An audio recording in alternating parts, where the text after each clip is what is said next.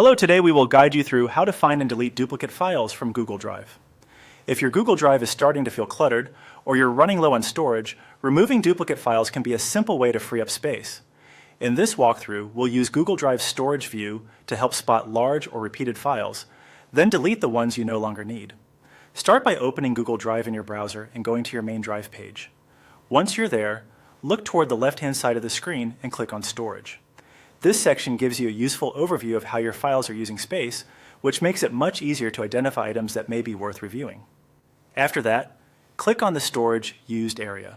This will show your files sorted by size, so the largest items appear first. That's especially helpful because duplicate files often take up unnecessary storage, and larger duplicates will usually have the biggest impact if removed. Now take a moment to scroll through the list and look carefully for unusually large files or file names that suggest a duplicate. For example, files with words like copy in the title can be a sign that the same document, image, or video was saved more than once. As you review the list, go slowly and make sure you're identifying the correct file before deleting anything. It's a good idea to double check the file name and, if needed, preview it first so you don't remove something important by mistake.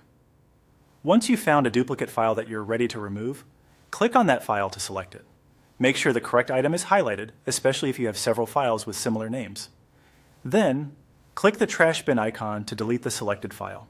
This moves the file to your trash rather than erasing it immediately, which gives you a chance to recover it later if needed. When you're finished deleting duplicate files, go to the trash section, which you can find toward the lower left part of the screen.